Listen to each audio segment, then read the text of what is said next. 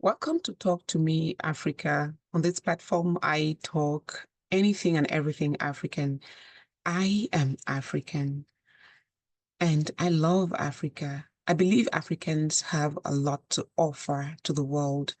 This is February, and as an African, I am joining my voice to speak about Black History Month, a month which was made possible by the struggles of our African ancestors, and also to address some of the things that disconnect Africans and African Americans.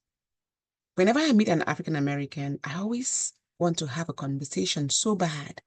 And when I do that, I want to know from them, what is the disconnect between Africans and African Americans? What are some of the misconceptions that African Americans have about Africans? And interestingly, I always hear a lot. There are a lot of disconnect and misconceptions between these two groups of people. Let me tell you some of them. Now, when Africans come to America, let me speak for me. When I came to America, I'm always shocked by the availability of what you can do to raise money. You can start as low as working at McDonald's and getting some benefits. And so Africans think that when African Americans get state benefits and some state help, it means they're lazy. Because Africans come from a culture where work is not that available. Even if you want to be a cleaner of an office, a cleaner at a restaurant, you have to know someone who knows someone. The bureaucracy, the connections are just too much. You can submit your application to do a menial job, but you will not get it because you don't know anybody. And then we come to America, realize you can just go to McDonald's and apply, and they call you, which is not something that we're used to seeing in Africa. And then you go do a job, you're like, wow. And then you look next door to your fellow African Americans, you go, why don't you want to work? That's not the kind of work you want. And so Africans come with that idea, that belief that African Americans are lazy. They don't want to work hard. They don't want to do specific or some jobs. They want to stay on Social Security benefits, on any kind of help that they can get from the government. They don't want to work, right? That mentality of Africans thinking African Americans are lazy, it is there.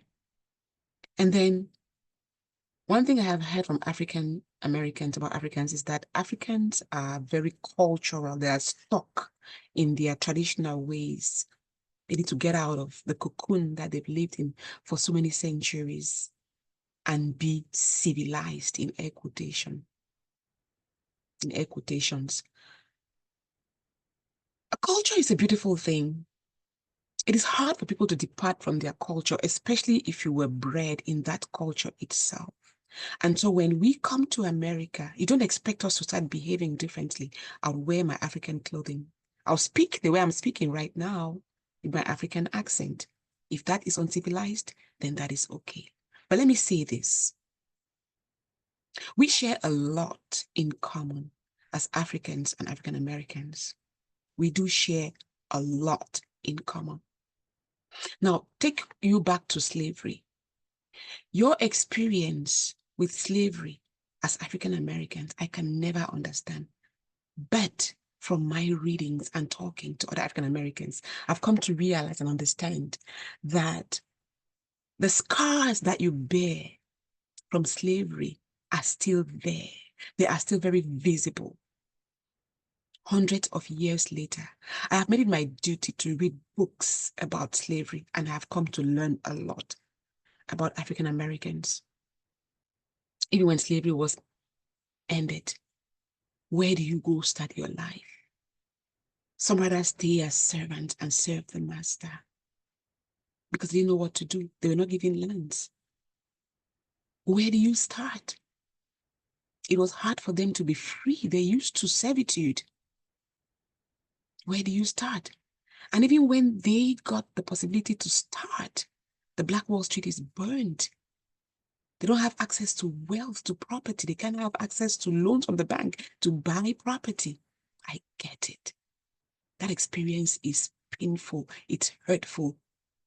And I'll go to Africans. We experience colonization, which, just like slavery, our identities were to an extent stolen. We start bearing names that are not African names. Mary, John, Gladys, Susan, Peter, Pierre. They're not our names. And those names are put at the forefront before our cultural names. Just like you African Americans were ripped of your names. We suffered the same fate. My language was taken from me. I'm speaking to you here in English. It is not my language, but I'm forced to learn in school in English. I'm forced to speak English wherever I go to. That is not my language. Up till today, the colonial masters are not letting go of Africa. Both of us have those track history of pain imposed onto us by people that we did not even expect to come to us and impose this on us. We are related. Africans and African Americans, we are related. I said to an African American friend one time, I said, you have no idea what happened when you left, captured in slavery. Your ancestors probably cried and mourned and hoped and wished that you would come back. You did not come back. And you were overseas crying and wishing that they would let you go back to your homeland, but you never went back. We are related. We are absolutely related.